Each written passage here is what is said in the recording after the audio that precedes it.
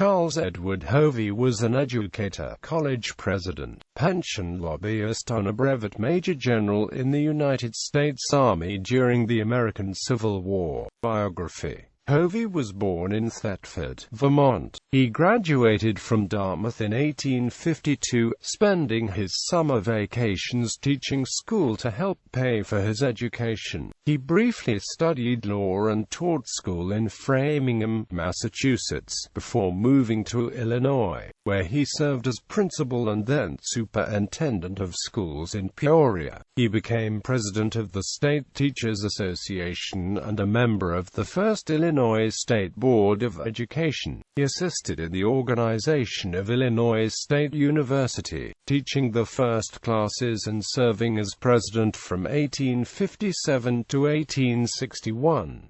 He was married to Harriet Farnham Hovey of Nantucket, Massachusetts. The son Richard Hovey became a well-known poet, artist, and college professor. A distant cousin, Alvin Peterson Hovey, also served as a Civil War general. When the Civil War erupted in 1861, Hovey resigned from the university at the end of the school year and raised the 33rd Illinois Infantry, a regiment organized in McLean County and largely comprising teachers and former students from his school. Hovey insisted that the students graduate before enlisting. He was commissioned colonel on August 15, 1861, and took the regiment to Missouri, where it saw service in a number of small actions during the winter. At the Battle of Cotton Plant in July 1862, Hovey's badly outnumbered Illinois and Wisconsin infantry repeatedly repulsed a series of poorly organized attacks by Confederate Col.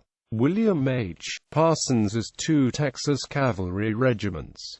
Hovey was appointed a brigadier general of volunteers to rank from September 5, 1862. However, the U.S. Senate did not act upon his nomination within the statutory period, and it expired by law March 4, 1863.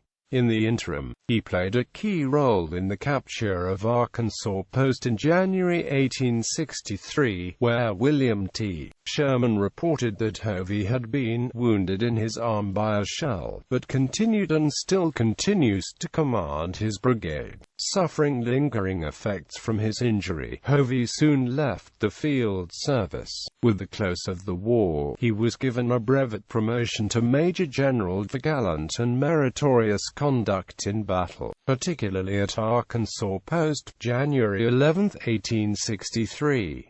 After the war, Hovey and his wife lived in Washington, D.C. Having once briefly studied law, he became a successful pension lobbyist and practicing attorney. He died in Washington, D.C., and was buried with full military honors in Arlington National Cemetery. A building at Illinois State University was renamed Hovey Hall in 1959 in honor of Charles E. Hovey. It houses administrative offices, including the Office of the President.